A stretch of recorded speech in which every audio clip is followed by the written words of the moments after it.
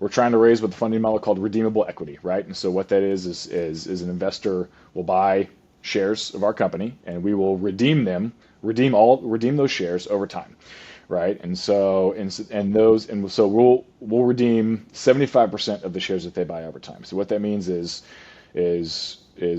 every quarter, we will redeem shares as a certain percentage of our revenue. So call it 1-2% of revenue, right? So say we have, $500,000, and a company has $500,000 in revenue for the first quarter, right? So we will, if we're redeeming those shares at 2%, right, we'll redeem $100,000 worth of those shares the first quarter, right? And we'll do it again the second quarter, third quarter, vice versa, until 75% of the shares of that investor are fully redeemed, right? And then we put a multiple on it, right? So we'll say, hey, we'll redeem 2x. We'll redeem your shares at a 2x valuation from what you purchased them from for us. And so what that does for the investor is they get their return in their same timeline, this 5 to 7 year timeline. They get their 2x return on 75% of the shares, yet they still get to keep 25% of the shares if there were some sort of liquidation event or acquisition or something down the line for us. They still get to participate in that, right? So they still have that upside to participate in that massive exit should there wish to be one, but their return and what they're promising their fund is not predicated on us exiting, right? If it happens later on, they get to participate in that upside. That's great.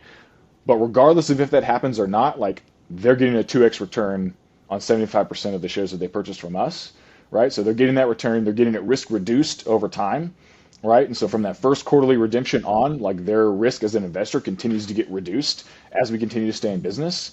And so, I feel like it's a true win-win for both founder and funder, right?